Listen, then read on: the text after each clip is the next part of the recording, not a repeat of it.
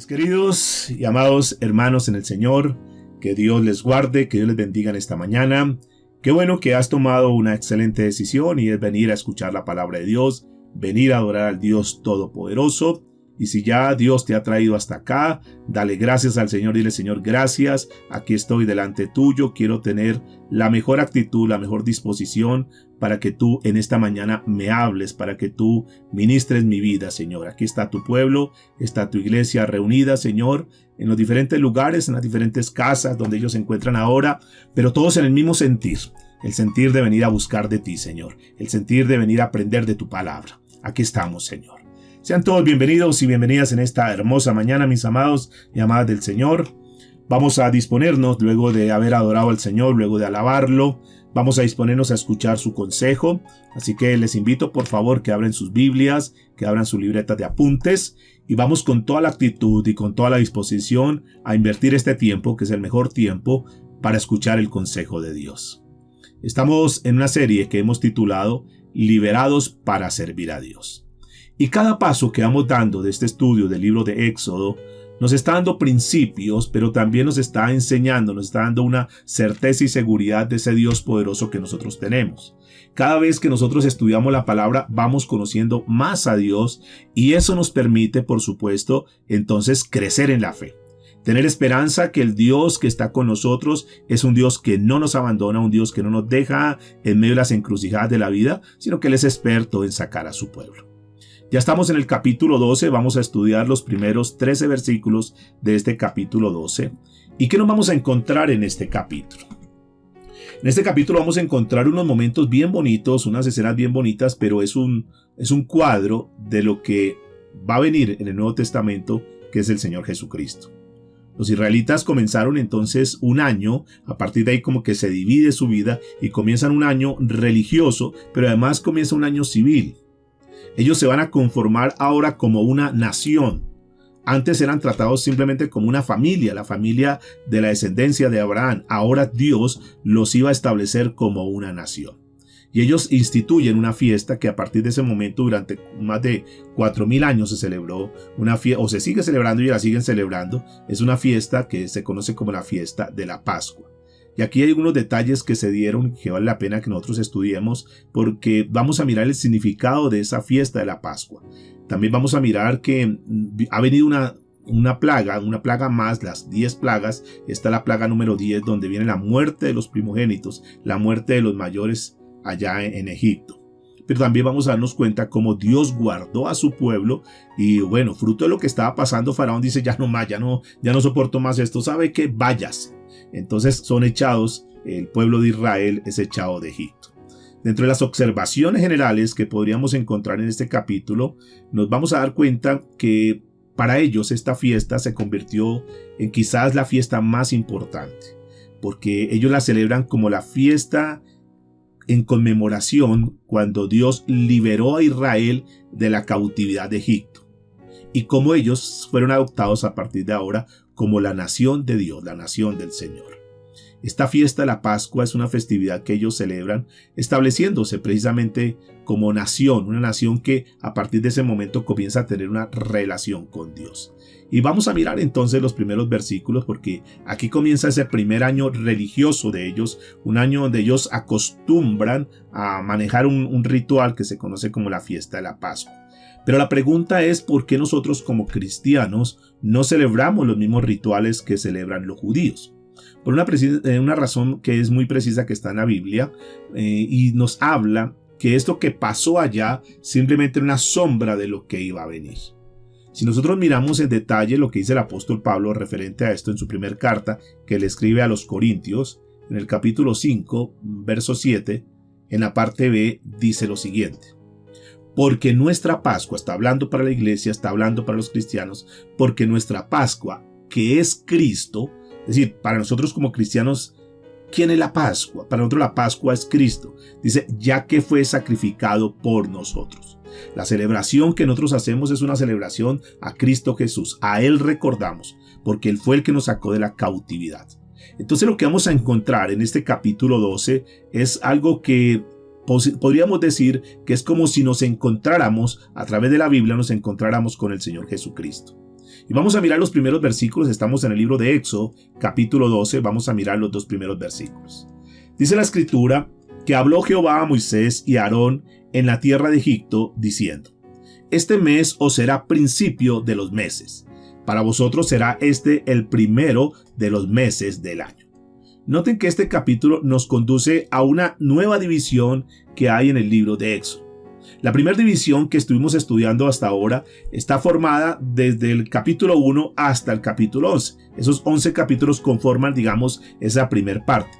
¿Y de qué se ocupa? ¿De qué hablan esos primeros 11 capítulos en el libro de Éxodo? Básicamente está hablando de Moisés y el libertador. Moisés como libertador. Pero a partir del capítulo 12, este que estamos estudiando hoy, hasta el capítulo 14, vamos a estar desarrollando un tema donde nos muestra la liberación de Israel como tal, del pueblo como tal. Primero, noten que primero aparece el libertador y luego se produce la liberación. Primero el Señor nos muestra y nos da a conocer quién es Moisés y todas las instrucciones que le está dando a Moisés. Y luego comienza de aquí en adelante a mostrar cómo era que iba a ser liberado. Noten que Moisés como tal no es el libertador. Yo quiero que tengamos en cuenta. Finalmente el libertador siempre es Dios. Moisés es un instrumento que Dios usa. Y el instrumento que Dios usa, y vamos a darnos cuenta aquí en este capítulo, es que para que se logre esa libertad tuvo que ser por medio de la sangre que en ese momento, y ustedes conocen un poco la historia que vamos a estar mirando ahora, esos dinteles que fueron marcados con la sangre de esos corderos es lo que marcó la diferencia. Eso es lo que les daba la libertad. Hoy estamos hablando de un tema que he titulado El camino a la libertad. Y vamos a conocer cuál es ese camino a la libertad. Cuál es el único camino que la gente puede tener para ser libres verdaderamente. Entonces noten que esta fiesta que ellos estaban celebrando, que se conoce como la fiesta de la Pascua, es una fiesta que ayuda mucho para que ellos comiencen a tener más certeza, más seguridad y más confianza. Luego que viene aquí en este capítulo donde vamos a mirar la muerte de los primogénitos, el capítulo 13 y 14 hay una manifestación del poder de Dios. Entonces hay dos componentes que por favor quiero que tengan muy en cuenta, dos componentes cuando hablamos del camino a la libertad, dos componentes que están aquí en el pueblo de, digamos, como una sombra, como una muestra del poder de Dios. Y en las dos cosas, los dos elementos que son fundamentales para que una persona pueda ser libre, están aquí establecidos. Número uno, está la sangre. Esa sangre que fue marcada ahí les dio de cierta manera una manifestación de la libertad. Pero lo segundo, ustedes recordarán que lo vamos a estar estudiando en detalle, que el pueblo sale y se encuentran con un mar rojo. Ahora, entonces, no solamente que ya eran libres, sino que ahora se encontraban con un obstáculo, una barrera que era muy fuerte, que era ese mar rojo. Y Dios tiene que desatar su poder. Entonces hay dos elementos que son fundamentales. Diga conmigo, la sangre y el poder de Dios. Esas dos cosas juntas es lo que determina el camino a la libertad. La sangre y el poder. Cuando nosotros lo miramos para nuestros tiempos, porque estamos mirando lo que sucedió con ellos, fueron libres porque ustedes recuerdan que el ángel de la muerte pasó aquella noche y todas las casas que estaban marcadas con esa sangre pasó, y de hecho la palabra Pascua es pasar por alto, pasar por encima de eso, es decir, no tener en cuenta esas casas marcadas con sangre, no la tenían en cuenta, es decir, no venía la muerte para ellos. Eso fue lo primero. Pero lo segundo, se encuentran entonces con el poder de Dios para abrir ese mar y que puedan ser libres verdaderamente. ¿Cómo eso es traducido para nosotros hoy en día? Es traducido de esta manera. Número uno, esa sangre que está hablando ahí, que vamos a mirar en este capítulo, representa esa sangre que Cristo derramó al morir en la cruz del Calvario. Lo que nos da acceso, lo que nos da el camino a la libertad, lo que nos quita los pecados y todo lo que nos tenía amarrados anteriormente, eso que nos tenía esclavizados, fue quitado. Esa esclavitud se llama el pecado, esa cautividad en la cual nosotros estábamos durante mucho tiempo, pero que gracias a la sangre de Cristo Jesús, ahora nosotros somos libres. Y entonces el primer paso que vemos aquí, la sangre, esa sangre que estaba allá, era una réplica, era una sombra simplemente de la sangre de Cristo que fue derramada en la cruz del Calvario como castigo por nuestros pecados para que fuésemos libres. Pero lo otro, el poder, es el poder que el Señor nos ha dado a través del Espíritu Santo. El Espíritu Santo que mora, que reside dentro de nosotros. Y el Espíritu Santo entonces se convierte como en el hecho real que es eficaz para cambiar nuestros corazones, para cambiar nuestra vida pecaminosa. Entonces la sangre de Cristo y el Espíritu Santo en nosotros es lo que nos da verdaderamente la libertad. Es el camino a la libertad. El profeta Zacarías en el capítulo 4, versículo 6, dijo lo siguiente. No es con ejército, ni con fuerza, sino con mi espíritu, ha dicho Jehová de los ejércitos. Esta batalla, mis amados, es una batalla que es espiritual, pero no es en nuestra fuerza, no es en nuestra capacidad. Es simplemente, como dice la Escritura, es por el poder del Espíritu Santo que mora en nosotros. Quiere decir entonces esto, que la redención es la obra de Jesús por nosotros. Escuchen eso, la obra de Jesús. ¿Cómo es que somos libres? ¿Cómo es que una persona puede ser libre? ¿Cómo es que una persona que está escuchando un mensaje como este, que está en pecado, que está caminando mal, que quiere comenzar nuevamente su vida, dice, bueno, yo quiero saber cómo hago para comenzar una nueva vida? Estoy cansado, perdón la palabra, estoy harto de vivir como estoy viviendo, yo quiero comenzar una vida diferente. Aquí la Biblia nos va a mostrar cuál es ese camino a esa libertad. Y ese camino a la libertad entonces lo encontramos en primera instancia por la obra que el Señor Jesucristo hizo por nosotros en la cruz del Calvario. Número 1. Y número 2, la obra del Espíritu Santo en nosotros. Es el Espíritu Santo en nosotros lo que nos va cambiando, lo que nos va transformando. El Espíritu Santo es el que nos va revelando a Cristo Jesús. El Espíritu Santo es el que nos va inquietando para cambiar tantas cosas que necesitamos nosotros cambiar en la vida. Es el Espíritu Santo el que le dice a la persona, no peque más, no mienta más, no se drogue más. Es el poder del Espíritu Santo en nosotros que nos ayuda a eso. Entonces tenemos los dos elementos fundamentales necesarios para que una persona pueda comenzar el camino a la libertad. En estos dos versículos que estamos estudiando en esta mañana, nos habla de ese nacimiento, de esa nueva nación que se iba a comenzar a constituir. Cuando ustedes recordarán que cuando Israel entró a Egipto, nosotros comenzamos leyendo y Dios lo que nos mostraba era una genealogía, familias. Y Dios estaba hablando de familias como tal. Hasta ahí no se conocía como nación. Hasta ahí simplemente se hablaban de familias, de clanes que eran de la descendencia de Abraham, de Isaac y de Jacob, que ahora estaban ahí en Egipto. Hablaba de familias, pero ahora cuando están saliendo de la cautividad, ahora ya no salen como familias, sino que ahora se retiran como una nación y se han constituido como una nación. El detalle que es interesante aquí apreciar es cómo Dios, de cierta manera, uno de los componentes básicos es formar familias. Formar familias para luego consolidarlas y convertirlas en una gran nación. Ustedes recordarán que Faraón los tuvo cautivos a ellos y obligó a los israelitas a que fabricasen ladrillos sin paga. Y fue un esfuerzo muy grande para ellos. Pero es una manera como Dios estaba mostrando y como Dios nos enseña que Dios puede tomar una persona común y corriente, que somos paja, y Dios va formándonos, va cambiándonos hasta que con esas familias, con esas personas, constituye una nación. Eso es lo que el Señor está haciendo con su iglesia, que nos ha venido formando, nos ha venido capacitando para que nosotros nos constituyamos en esa fuerza, en ese poder, en esa evidencia que Dios está en este tiempo obrando por medio de su iglesia.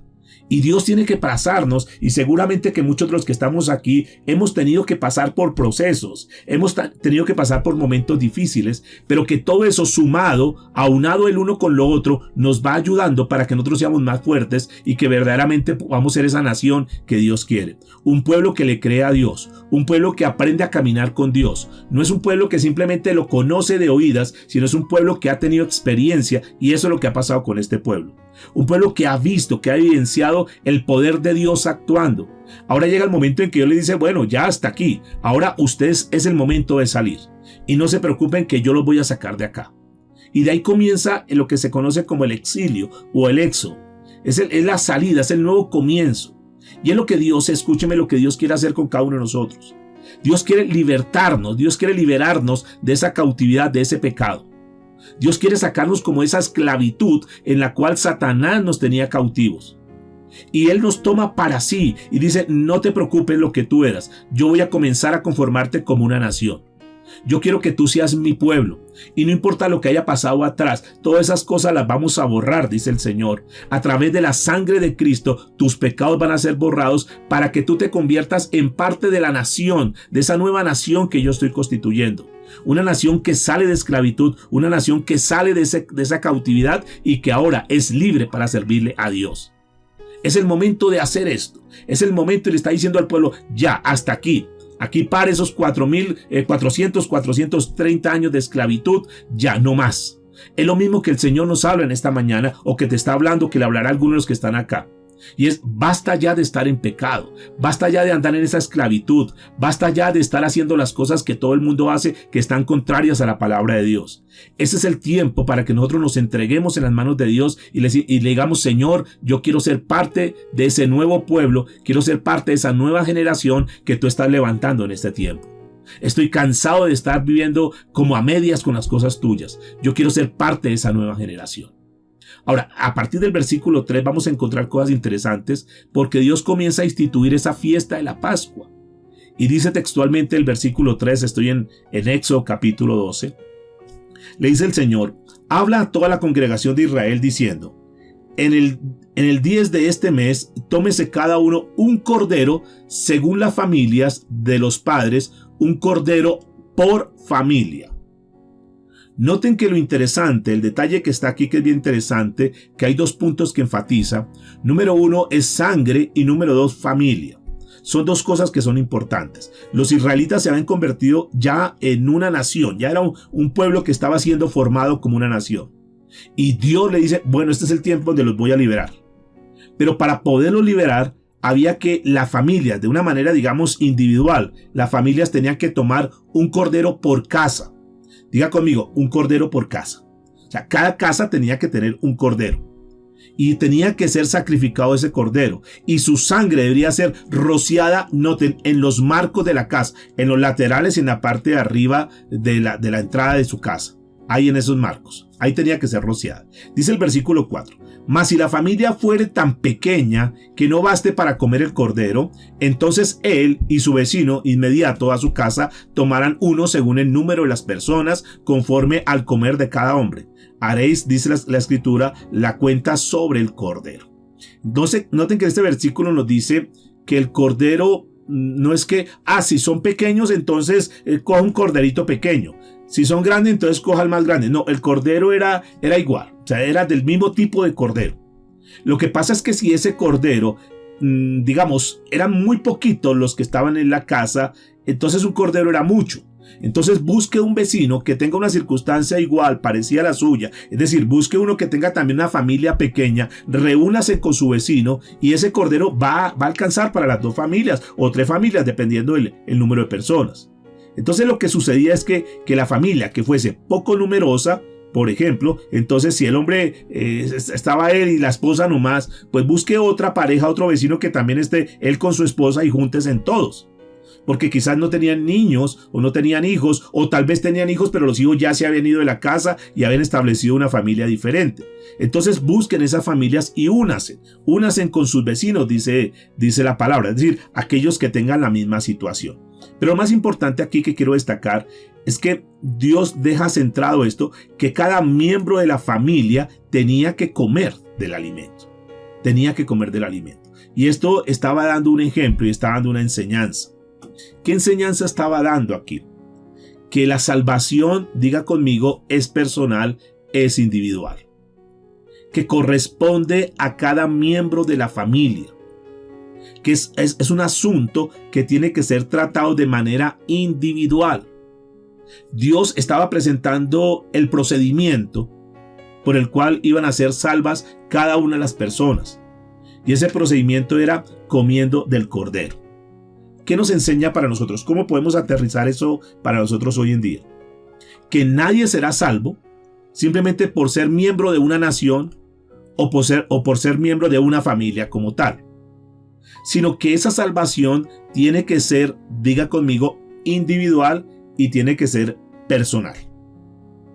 Si nosotros miramos un ejemplo en la Biblia, ustedes recordarán lo que pasó en aquel relato con el carcelero allá en Filipos. Ustedes recordarán esa historia que está en el libro de Hechos de los Apóstoles en el capítulo 16.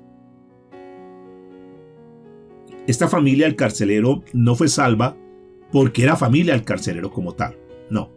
Ellos fueron salvos porque creyeron en ese Jesús que se estaba predicando. Expresándolo en los términos de este libro de Éxodo, podríamos decir que ellos fueron salvos porque cada miembro aceptó el cordero. Ellos no iban a ser salvos simplemente, porque yo soy el hijo del carcelero, entonces usted también es salvo. Yo como soy la suegra del carcelero, entonces usted también es salva. No. Cada uno tuvo que participar de ese cordero. Cada uno tuvo que reconocer que necesitaba a Jesús como Salvador. De acuerdo a ese pasaje que estamos estudiando hoy, entonces, ¿qué podríamos encontrar? Que cada miembro de la familia tiene que demostrar su fe. Que cada miembro de la familia, ahí en este pueblo allá en Egipto, este pueblo de Israel que estaba en el Éxodo, tenían que demostrar su fe. Y la manera de mostrar su fe es que cada uno debía comer del cordero. Usted recuerda que la frase que se pronunció ahí en el carcelero de Filipos, en ese relato de Hechos de los Apóstoles capítulo 16, fue: cree en el Señor Jesucristo y serás salvo tú y tu casa. Yo aquí quiero hacer un énfasis, mis amados, porque es que a veces nosotros malentendemos un pasaje como este. Porque como la Biblia dice, cree en el Señor Jesucristo y serás salvo tú y tu casa, entonces muchos dan por hecho, dan por sentado que si yo soy salvo, entonces mis hijas también son salvas. Y mis nietos también son salvos. Y entonces nos tomamos de esta palabra y decimos: Señor, ellos son salvos porque tu palabra dice que creen en el Señor Jesucristo y serás salvo tú y tu casa. Y entonces a veces hasta le reclamamos al Señor: Señor, pero tu palabra dice tal cosa. Queremos como enseñarle la Biblia a Dios, que fue el que la redactó.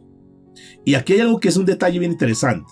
Si bien es cierto, la palabra está diciendo: cree en el Señor Jesucristo y serás salvo tú y tu casa, esto no significa que si tú crees, entonces toda tu familia va a ser salva. Eso no es así. Y algunos entonces están en la complacencia diciendo: como yo soy salvo, entonces ya toda mi familia, mis hijos van a ser salvos. Esto no es así. Porque los miembros de la familia tendrán que creer en Jesús también. Tendrán que creer en el Señor Jesucristo como su Salvador. Tendrán que poner la fe en el Señor Jesucristo. Tendrán que arrepentirse de sus pecados. Porque pueden ser muy hijos de pastor, pueden ser muy hijos de quien sea. Pero si esos hijos no tienen a Cristo como Señor y Salvador, no se han arrepentido de sus pecados, no van a ser salvos. Tú puedes estar aquí en la sala, tú puedes ser un cristiano y no voy a negar eso. No voy a cuestionar eso. Posiblemente tú eres un buen cristiano, pero el hecho de que tú seas un buen cristiano no quiere decir que tus hijos, por hecho, también van a ser salvos y también son cristianos. Eso no es así. Por eso lo que está mostrando aquí este pasaje de la Biblia es que los que estaban en la casa, todos tenían que comer de ese cordero. Y por eso ellos celebraban esa fiesta. Una fiesta donde tenían que participar todos los miembros de la familia. Todos tenían que estar ahí bajo el mismo techo, estar bajo la misma cobertura, estar bajo la misma protección.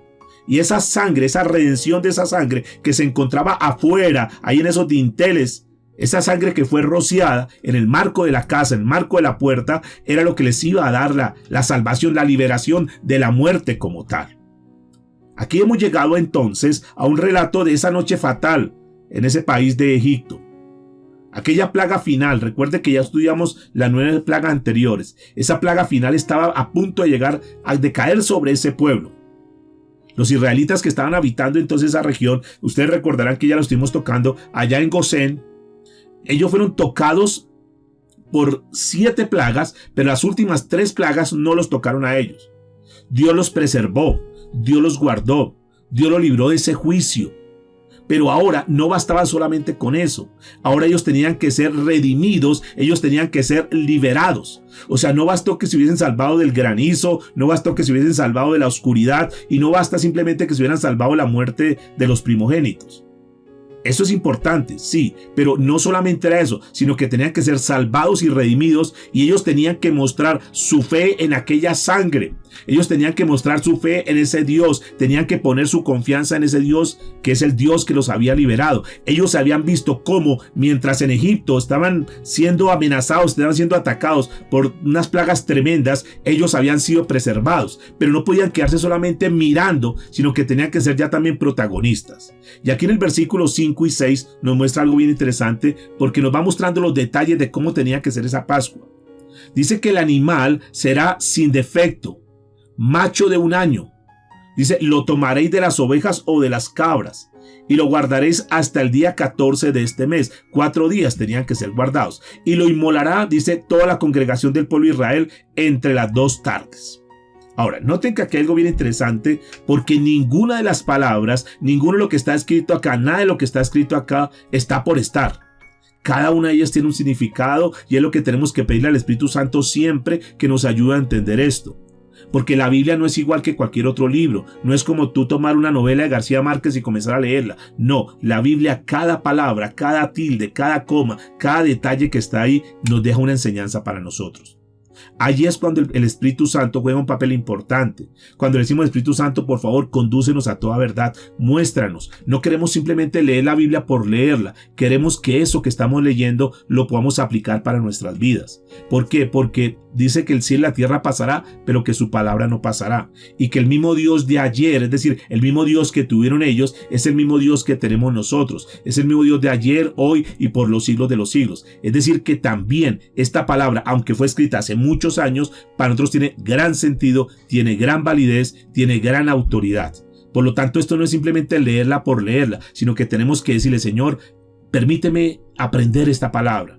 Por eso cuando hablamos de estudiar la palabra de Dios, tenemos que desconectarnos de todo y estar muy centrados, porque viene una palabra rema, una palabra puntual para cada uno de nosotros en un momento determinado. Y tenemos que estar muy atentos a esto. Entonces, ¿qué es lo que estaba enseñando esto?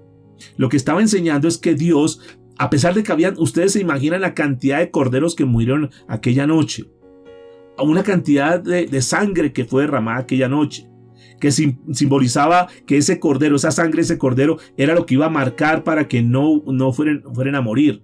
Pero Dios estaba mirando un sacrificio, un solo cordero, y Dios lo que estaba mirando era Cristo Jesús, aquel que murió por nosotros. Noten entonces que esta fiesta que ellos celebran claramente está señalando la venida del Señor Jesucristo al mundo. Era una sombra de lo que estaba por venir. El versículo 7 dice lo siguiente: y tomarán de la sangre y la pondrán entre los dos postes y en el dintel de las casas en las que han de comer. Noten, en los dos lados y en la parte de arriba. Hay un significado en todo esto.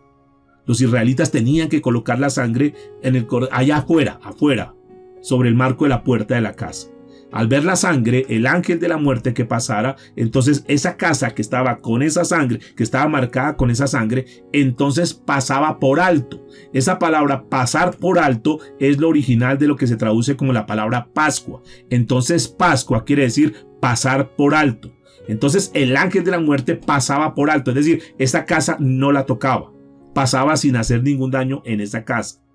Los que estuviesen dentro de esa vivienda, los que estuviesen dentro de la casa, ¿qué estaban haciendo ellos? Mientras el ángel de la muerte pasaba, ellos estaban comiendo del cordero.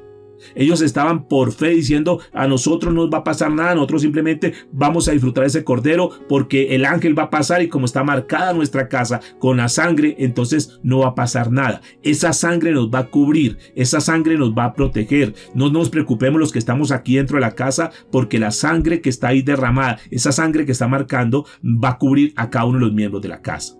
Entonces noten que la sangre tenía que rociarse en los dinteles, y eso señalaba que eran distinguidos. Hacían una diferencia entre las casas de los egipcios con las casas del pueblo de Israel. Marcaba una diferencia. Entonces no iba a ser destruido esa plaga que venía, la destrucción de los primogénitos, no iba a tocar aquellas casas que estuviesen marcadas. Entonces la pregunta es: pastor, ¿y si de pronto alguno de los egipcios también escuchó eso y creyó y hubiera marcado también su casa, aunque hubiese sido egipcio, ese primogénito no iba a morir? Y la respuesta es que seguramente no hubiera a morir. ¿Por qué razón? Porque la señal era que la casa que estuviese marcada, el ángel tenía las instrucciones de no entrar a esa casa, de no tocar esa casa. Pero como no sucedió eso, sino que los egipcios estaban con Faraón, entonces ninguno prestó atención. Ahora, pastor, ¿y si hubiese sido un israelita que no hubiese marcado la casa, a pesar de que era israelita, el ángel de la muerte hubiera entrado a esa casa y hubiera matado al primogénito? Y la respuesta es sí, porque la única señal era que la que estuviera marcada. No estaba diciendo: a ver, muestren la cédula, muestren el registro civil, a ver qué ciudadanía tiene. No, lo único que marcaba era esa sangre que estuviese ahí. Si no tenían la sangre, si no tenían la marca de la sangre en los dinteles, simplemente ahí iba a entrar el ángel de la muerte. Noten que lo que estaba salvando ahí no era la ciudadanía. Lo que estaba salvando ahí era esa sangre que estaba marcando. Entonces eso está dándonos una enseñanza tremenda a nosotros. Porque la seguridad y la liberación de los israelitas no fue por una recompensa por su justicia. No fue porque simplemente dijeran: somos israelitas. Nosotros somos del pueblo de Dios. No, eso no fue. Básicamente lo que se dio ahí fue la misericordia de Dios. la misericordia de Dios. No es porque fueran más buenos que los otros, no es porque fueran más organizados, no es porque no cometieran pecados. No, realmente lo que salvó a estas personas, a estas familias, fue esa sangre que estaba ahí marcando esas casas como tal. Entonces vamos a observar unos detalles importantes en este pasaje, porque el Cordero Pascual, para que vayamos entendiendo y lo vamos trayendo a nuestro presente, ese Cordero Pascual es Cristo. Es decir, Cristo es nuestra Pascua, como lo leímos ahí en la carta del apóstol Pablo, sí, en 1 Corintios capítulo 5, verso 7. Porque nuestra Pascua es Cristo Jesús. Ustedes recordarán cuando Jesucristo iba a ser bautizado, y Juan el Bautista lo ve venir, ahí quedó registrado en Juan capítulo 1, versículo 29. Dijo Juan: he aquí el Cordero de Dios, haciendo alusión a Jesucristo, he aquí el Cordero de Dios que quita el pecado del mundo. Que quita el pecado del mundo. A Cristo, muchas veces, cuando nosotros lo miramos en la Biblia, en muchos de los pasajes es llamado Cordero. Jesucristo como tal es el verdadero Cordero de Dios. Y note que tenía que tener esos corderos unas características especiales. Ese cordero tenía que ser de una calidad óptima. Eso no iban a coger el cordero que le faltaba un ojo. Bueno, o sea, aprovechemos y sacrifiquemos este. O ese que estaba medio cojo. Venga, traiga. No. El cordero tenía que ser óptimo. Tenía que ser el mejor del rebaño que estaba ahí. Eso nos está dando un ejemplo también. Que Cristo Jesús ofreció lo mejor de él. Él no fue ofrecido de niño. Él no fue ofrecido de bebé, para que la gente le ponga la confianza en el divino niño. No, como niño no hizo absolutamente nada. Ustedes no encontrarán un solo milagro de Jesús siendo niño, ni un solo milagro. Los milagros del Señor Jesucristo fueron a partir de los 30 años después de que fue bautizado. De los 30 a los 33 años. Ustedes no van a encontrar antes de eso un milagro de Jesús. Cristo se ofreció, noten que a la edad que tenía que ser determinado, cuando Dios había establecido, no cuando era bebé allá en Belén. Y esto es importante entender, tenía que ser entonces sin ningún defecto.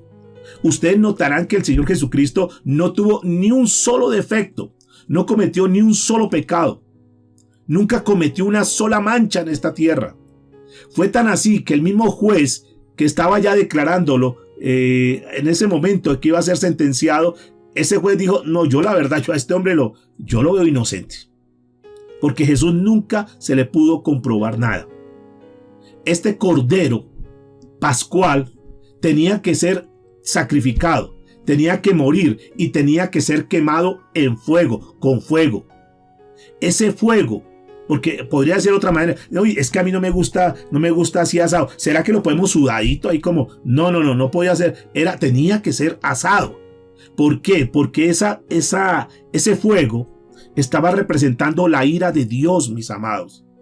Denota que esos pecados, eso que nosotros cometimos, Jesucristo tuvo que ir a la cruz del Calvario y pasar durante ese tiempo, esas 3 horas, un literal infierno, el fuego de Dios sobre el pecado de la raza humana que Cristo estaba acarreando, que Cristo estaba llevando por nosotros. Todo eso tiene un significado muy hermoso, porque la ira de Dios es como ese fuego, y Cristo fue hecho maldición por nosotros, según lo que dice Gálatas, para que las maldiciones ya no estén sobre tu vida ni sobre mi vida. Porque cuando nosotros creemos en Cristo Jesús, ninguna maldición está sobre nosotros, porque las maldiciones fueron llevadas en Cristo Jesús. Porque la Biblia dice que maldito es todo aquel que es colgado en un madero, y Cristo murió colgado en un madero precisamente para llevar las maldiciones tuyas.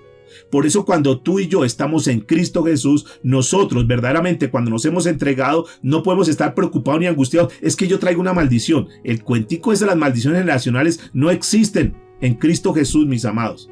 Cuando tú te has convertido al Señor de corazón, de verdad, genuinamente, toda maldición Cristo la llevó. Y no es que se llevó algunas y otras no. Él se llevó todas nuestras maldiciones. Ustedes recordarán que ningún hueso fue quebrado, precisamente para que se cumpliese lo que dice ahí en Juan, capítulo 19, versículo 33. Cristo tenía que estar con toda su fuerza, con toda su fortaleza.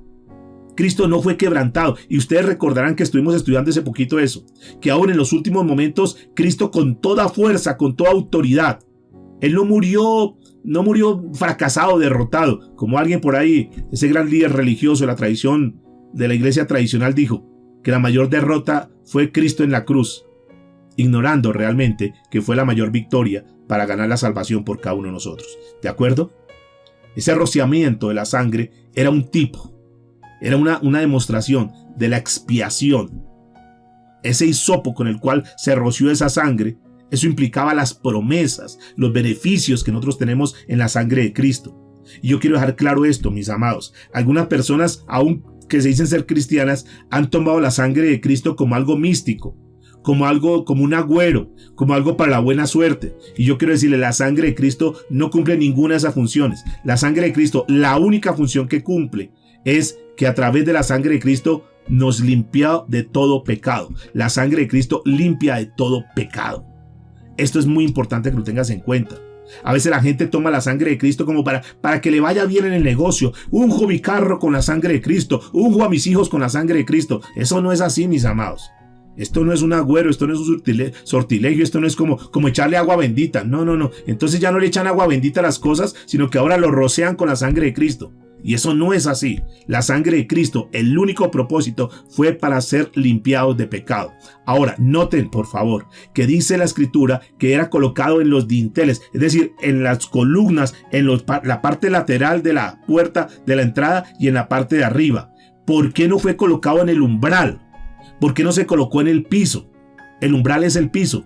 Precisamente para que la sangre de Cristo no fuera pisoteada, mis amados. Es decir, que cuando nosotros estamos en Cristo Jesús, no podemos pisotear la sangre de Cristo. ¿Qué es pisotear la sangre de Cristo? ¿Cómo pisoteamos la sangre de Cristo? Cuando de una forma deliberada pecamos. Cuando sabemos que no tenemos que hacer tal cosa y lo hacemos. Estamos poniendo como por el piso la sangre de Cristo. Como diciendo, esa sangre no es tan efectiva.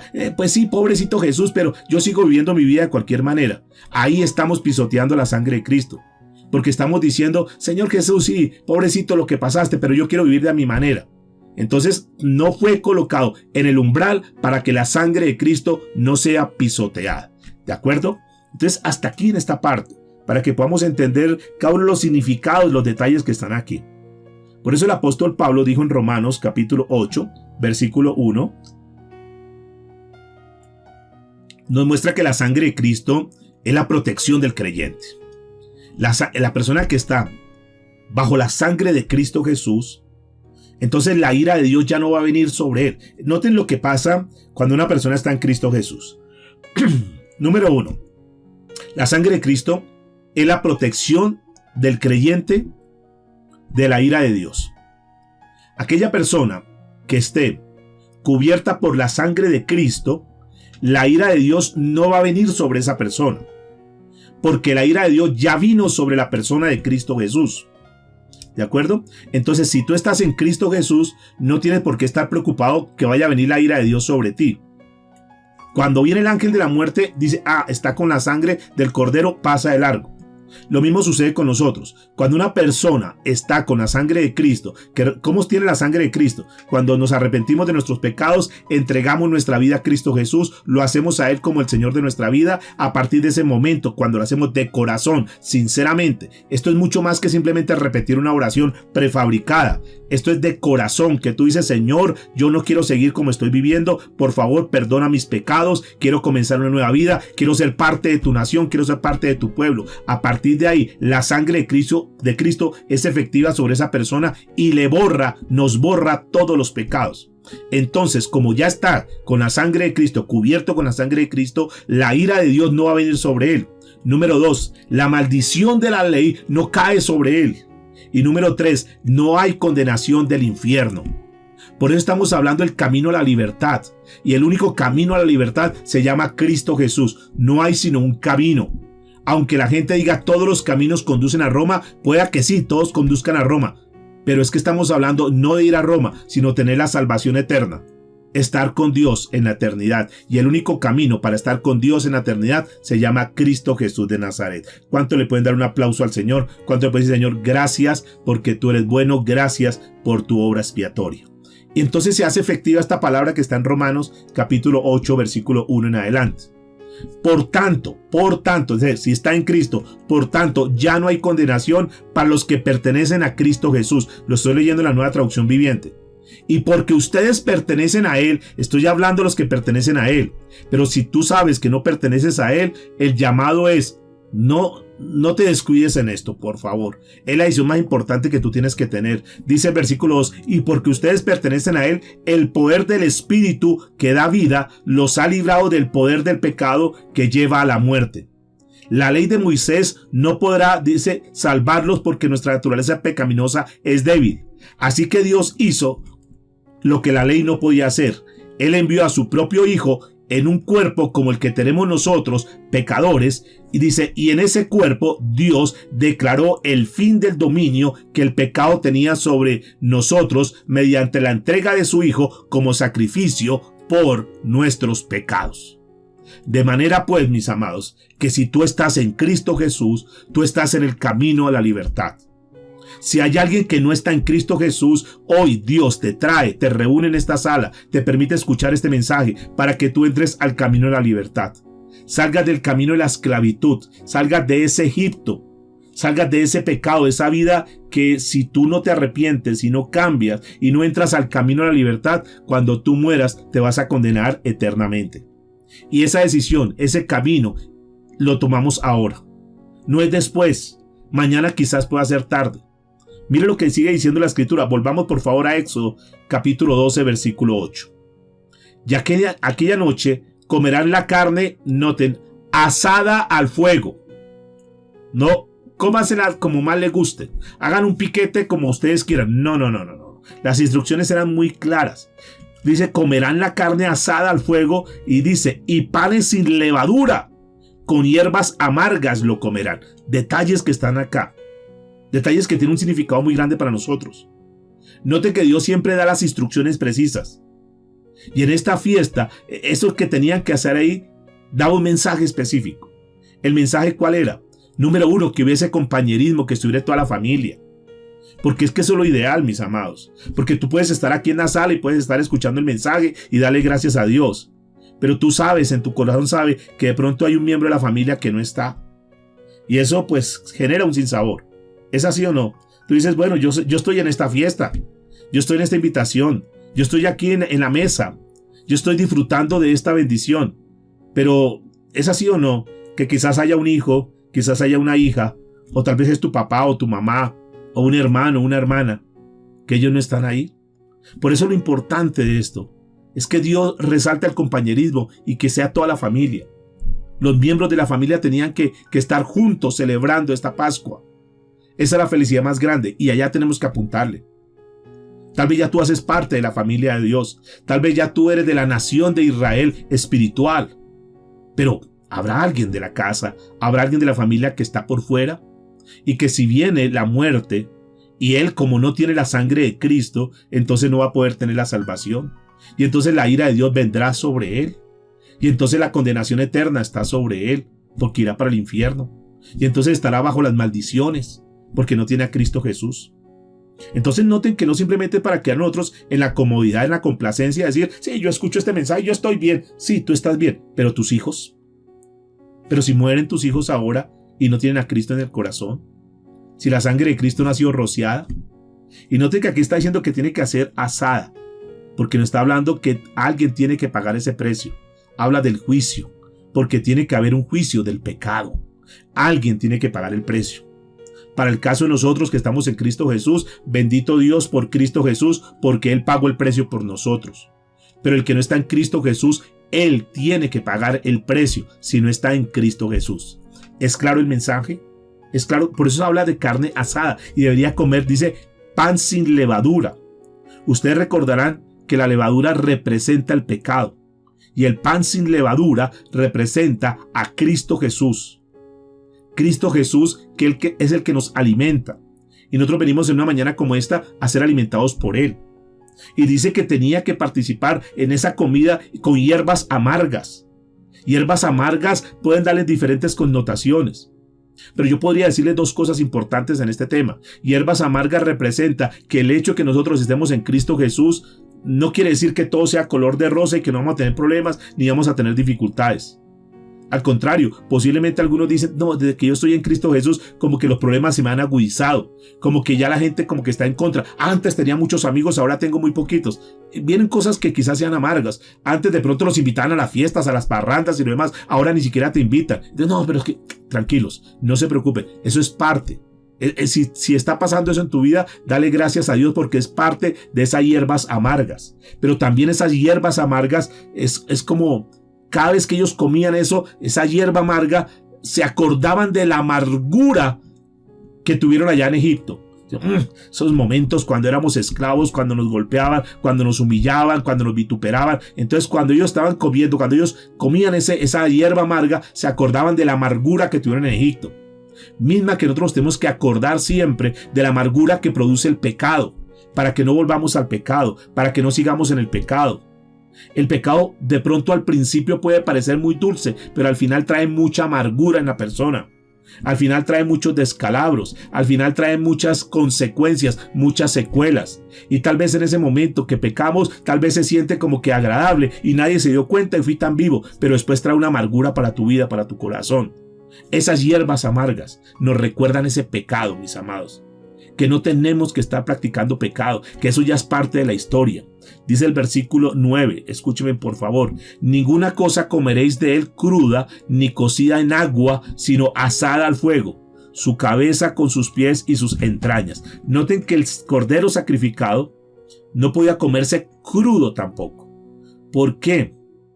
Porque representaba que había que pagar ese juicio, tenía que pasar por allá. Eso representa cosas bien interesantes, y es que no se puede tampoco hablar de un Jesucristo, diluir el evangelio simplemente y tocar la cosa superficial. Tenemos que conocer bien a Cristo Jesús, tenemos que profundizar en las cosas de Dios. Tenemos que conocer a ese Cristo que verdaderamente vino a morir por nosotros y no conocer ese Cristo que hoy en día se predica mucho. Ese Cristo que prospera, el Cristo que sana. Y Cristo puede prosperar, Cristo puede sanar, sí, pero principalmente Cristo vino a morir por nuestros pecados. Cristo no vino a morir para que tú seas próspero, tengas una empresa bollante y que seas el más exitoso en esta tierra. Para eso no vino Cristo a morir. En principio, Cristo vino a morir para que no te condenes con tu pecado y que lo confieses y que seas limpiado de ese pecado. Por eso es que no se podía cocer de otra manera. Por eso es que el evangelio no se puede presentar de otra manera. No, lo que pasa es que a la gente les molesta que le digan la verdad. Entonces hablemosles de esto. Hablemosles solamente de prosperidad. Hablemos solamente de éxito. Pero no les hablemos que están en pecado y que si usted no se arrepiente de su pecado se muere y se va para el infierno. No, no les hablemos porque esas palabras son muy duras. Hablemosles de otra manera. Y escúchenme, el evangelio hay que hablarlo directamente. Tal vez hayan palabras que son muy fuertes y que duelen, pero es mejor una verdad que duela ahora y que sea tiempo para que se arrepientan y no una mentira que de pronto los haga pensar que están bien para que después estén condenados eternamente. Hay verdades que tal vez cuesta decirlas, pero hay que decirlas. Después van a agradecer, después van a decir gracias porque no nos hablaron solamente de prosperidad y de ser grandes empresarios. ¿Cuántos pastores tendrán que estar un día allá y todas las personas que estaban con ellos y esas personas diciéndole, usted por qué no nos dijo la verdad, usted por qué solamente nos habló de negocios, usted por qué solamente nos habló de prosperidad, usted por qué solamente nos habló de éxito, nunca nos habló de arrepentimiento y de pecado, ahora estamos condenados? Noten, mis amados, había una sola manera y esa manera a través de fuego. Había que pagar ese precio. No hay otro tipo de evangelios, aunque hoy haya muchísimos evangelios, como el mal llamado evangelio de la prosperidad y una cantidad de cosas, pero tenemos que estar en el evangelio de Cristo y Cristo crucificado, el evangelio de la cruz, que hoy poco se predica, porque la gente se incomoda, porque hace sentir mal a la gente, y mejor que nos hagan sentir mal, con eso sabemos en qué cosas tenemos que cambiar. Había una sola manera, y esa manera era a través de ese sacrificio. Escúchenme por favor, nosotros entonces tenemos que apropiarnos de eso. Tenemos que comer, estar participando de esa cena, estar participando de ese alimento que el Señor está dando, a Cristo como tal. Porque cuando nos alimentamos de Cristo, cuando estamos comiendo de Cristo, entonces tenemos fortaleza espiritual. Entonces nosotros ya tenemos una comida que es sólida y no vamos a tener ningún problema. Y noten que dice que tenía que ser comido todo, todo. No era solamente una partecita. No es como cuando uno va a comer pollo. No, a mí solamente déjeme esto. No, yo es que esa es la pechuga, yo como que no. No, ahí había que comerse todo. Todo, no podía darse nada. ¿Qué nos está enseñando esto? Nos está enseñando que cuando nosotros nos metemos en Cristo, nos metemos completamente. No es solamente hábleme de esto que me gusta sí, eso sí, ese mensaje sí me gusta escucharlo, pero esto que me hace sentir mal no, había que ser todo. Cuando nosotros estamos comprometidos en Cristo, cuando estamos comprometidos con Cristo, tiene que ser Cristo completamente. Tomar a Cristo con el yugo que implica esto, con el precio que hay que pagar, con la cruz que hay que llevar. Cristo con su cruz, Cristo con su corona, Cristo con su yugo. Y no importa lo que la gente nos diga, nos la jugamos toda por Cristo Jesús, porque al final vamos a ver la recompensa de todo esto. No es como aquellos livianos que no solamente esto, ay, me gusta cuando me dan los mensajes de motivación, esos mensajes tan bonitos que lo hacen a uno cuando me hablan al ego y me hacen sentir que yo soy excelente. No, mis amados, el evangelio tiene que ser completo, todo. Por eso está diciendo que tenía que ser comido todo. Sí, hasta aquí es claro el mensaje. Dios nos está hablando, Dios nos está enseñando.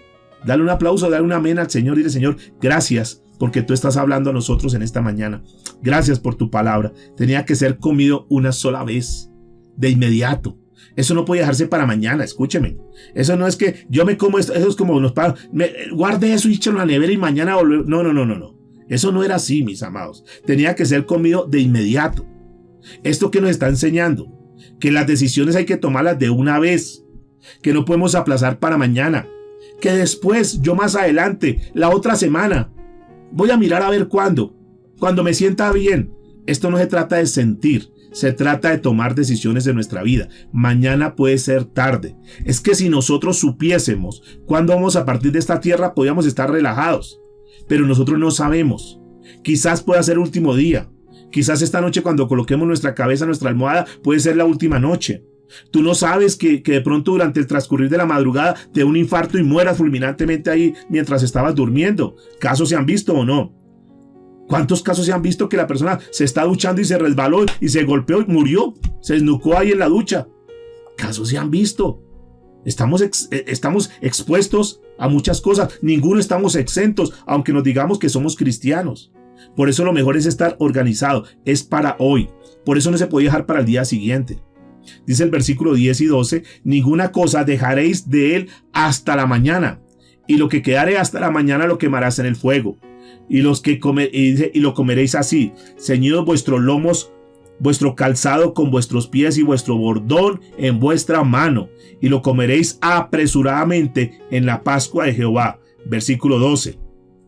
Pues yo pasaré aquella noche por la tierra de Egipto y heriré a todos los primogénitos en la tierra de Egipto, así los hombres como a las de las bestias, y ejecutaré mis juicios en todos los dioses de Egipto, yo Jehová. Esto no lo está diciendo cualquier persona, lo está diciendo el mismo Dios de los cielos.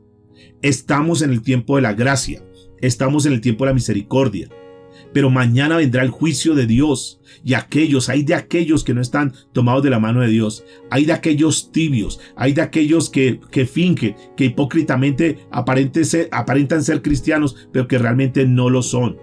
Ustedes recordarán que lo que estuvimos estudiando durante esta semana es que cada una de las plagas estaba atacando aquella idolatría que estaba reinando en Egipto. Aquellos tenían que ser librados, los israelitas, y este es un símbolo que Dios aparta, como lo tocamos el día viernes. Dios aparta lo santo de lo profano. Dios siempre quiere hacer esa separación, porque Dios es bueno, Dios es justo. Y noten que aquí hay algo bien interesante. Dice que tenían que estar ahí con el bordón en la mano, ahí listos. ¿Qué quiere decir esto? Ese bordón en la mano es listos para partir, listos para dejar todo lo que estaba en el mundo, listos para tomar una decisión y decir: ya no sigo más allá, a partir de ahora tomo mi viaje. Y verdaderamente hablo para aquellos que tal vez están ahí como en una dicotomía en sus vidas, como que a veces sí, a veces no. Y aquí el Señor está diciendo: el bordón en la mano, porque estamos listos para salir. En cualquier momento viene el Señor por su iglesia. ¿Cómo nos va a encontrar el Señor?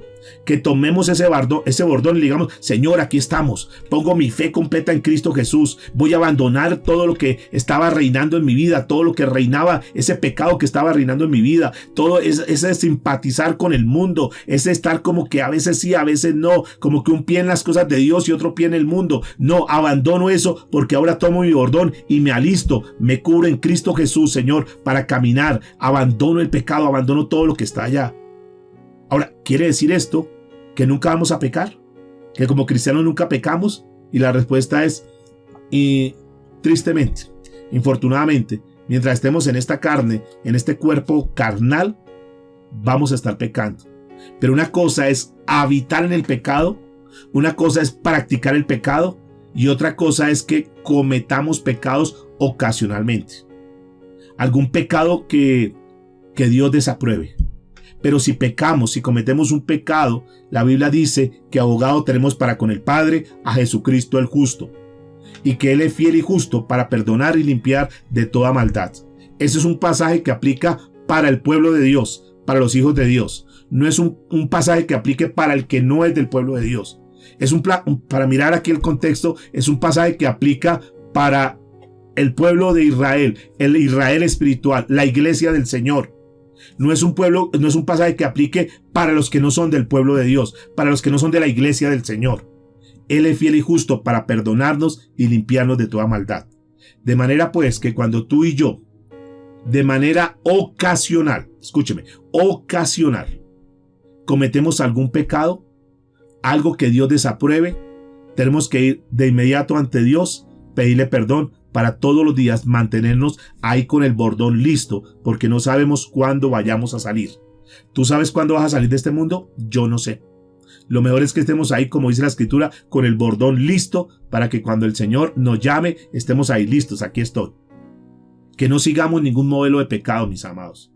Que nosotros no sigamos las enseñanzas del mundo. Al contrario, que más bien nosotros sigamos las enseñanzas de la palabra de Dios. Ustedes recordarán, ya para ir terminando, que Dios desató 10 plagas, cada plaga contra uno de esos principales dioses que tenía Egipto. Aquellos dioses demandaban, y recuerden que siempre se ofrecía el hijo primogénito, lo primero del ganado se lo ofrecían a los dioses, y por eso Dios ataca y Dios golpea duro contra los primogénitos. Aquellos que habían sido sacrificados a los ídolos, ahora dice, se los voy a quitar, porque con Dios no se puede jugar. Porque Dios no comparte su gloria, mis amados. Porque todo lo que sea idolatría es todo lo que le quite el primer lugar a Dios.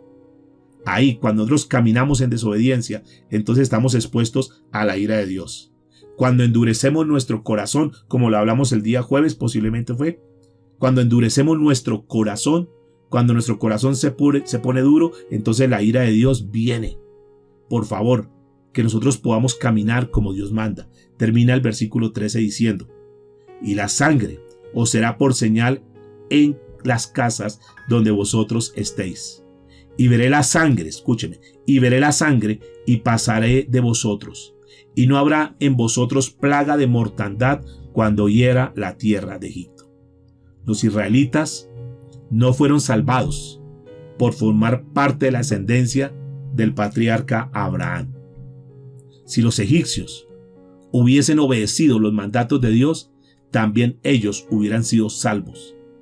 Dios dijo, cuando yo vea la sangre, pasaré sobre vosotros. Enseñanza final para nosotros. Nadie va a ser salvo simplemente por pertenecer a determinada familia o a determinada nación. Nadie va a ser salvo simplemente por decir yo soy íntegro. Nadie va a ser salvo simplemente por decir yo soy honesto en todo lo que hago. Nadie va a ser salvo simplemente porque diga yo no le hago mal a nadie, yo no he robado a nadie. Nadie va a ser salvo por eso. Nadie va a ser salvo por decir yo le ayudo a toda la gente, yo reparto muchos mercados. Puede ser muy altruista, puede querer hacer muchísimas cosas, puede querer ayudar a mucha gente, pero eso no le va a dar la salvación. Recuerde las palabras, cuando yo vea la sangre pasaré sobre vosotros.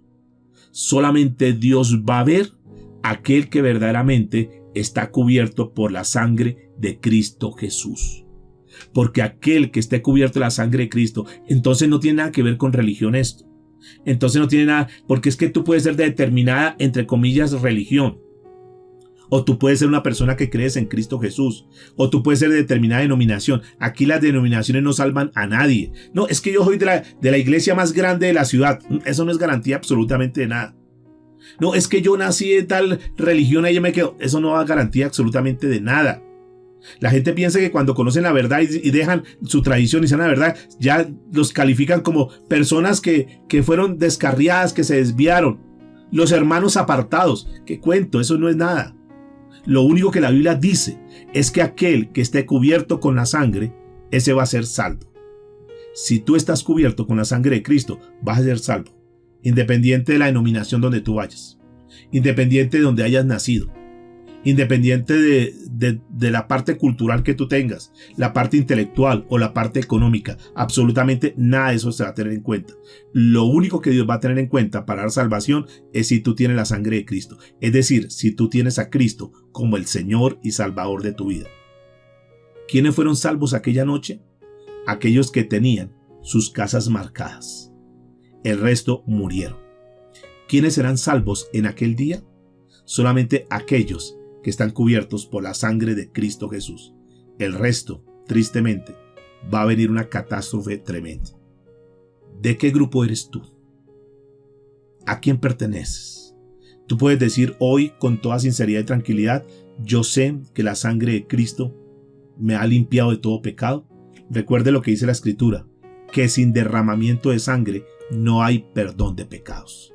Si Cristo no está en tu vida, no va a pasar absolutamente nada. Si Cristo no está en tu vida, tú no puedes tener la salvación. Tú puedes hacer muchísimas cosas, no va a pasar nada con todo lo que tú hagas. En otras palabras, no te va a servir de nada. Lo único que nos va a servir a la postre, en la decisión más importante, es si nosotros tenemos a Cristo como Señor y Salvador. Esa ley, mire, los gobiernos pueden tomar las leyes y manipularlas a hacer muchas cosas. Pero es que Dios no es igual que el gobierno. Porque es que la gente dice, no, Dios es tan bueno. Yo creo que Diosito es tan bueno que Él no va a mandar a nadie al infierno. Bueno, ahí tienen razón. Primero, Diosito no es el Diosito que se ha fabricado cada quien. Pero el Dios de los cielos sí es bueno. Y Dios no va a mandar a nadie al infierno. Las personas se van solas al infierno por causa de su pecado. De su pecado. Y tú y yo tomamos la decisión de eso. Recordemos que hay una declaración profética que está anunciado y el cielo y la tierra pasará, pero esa palabra no va a pasar. Está anunciado, dice, el alma que pecare, esa alma morirá. El alma que pecare. Este es un asunto personal, es un asunto individual. Esto no es que se pasa como en los colegios, se pasó por promedio. Entonces hice tantas cosas malas, pero estas buenas, entonces tengo tantos puntos rojos y estos amarillos, entonces por promedio paso. No es así. En las cosas de Dios no. O somos o no somos. Por eso Juan el Bautista dijo, he ahí el Cordero de Dios que quita el pecado del mundo.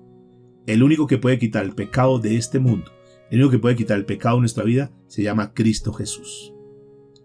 Por favor, inclinemos nuestro rostro. Y pidámosle al Señor, hoy es un día muy importante porque tal vez algunos se están jugando su eternidad. Y no se trata de repetir una oración porque no tiene sentido si tú no lo haces con todo tu corazón.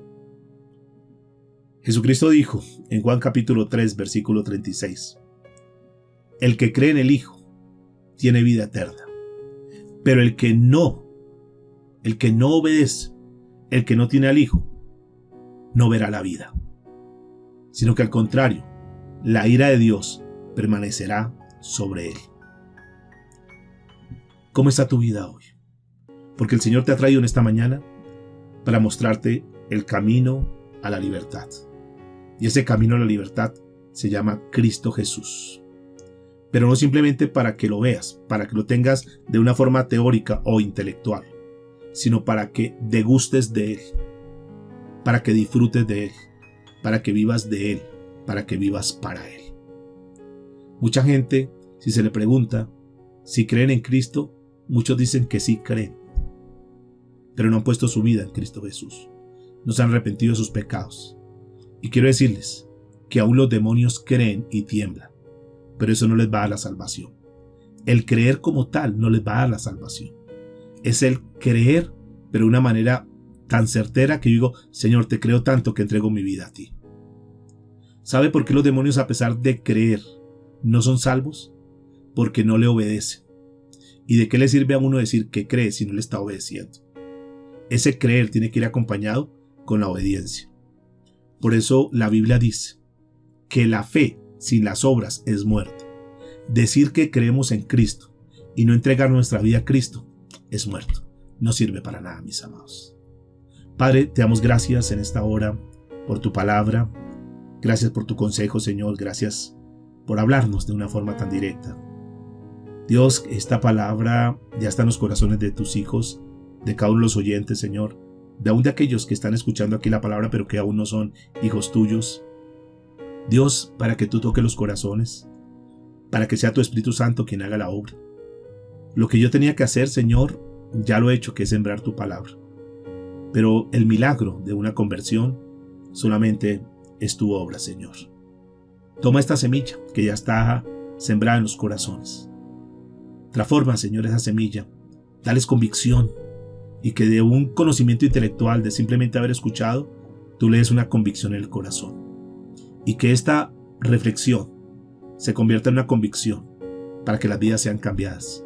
Y que a partir de este mensaje, Señor, el reino tuyo sea establecido en esos corazones que aún no habían entregado su vida a ti, Dios. Muchas gracias, Señor, te damos. En el nombre de Cristo Jesús. Amén.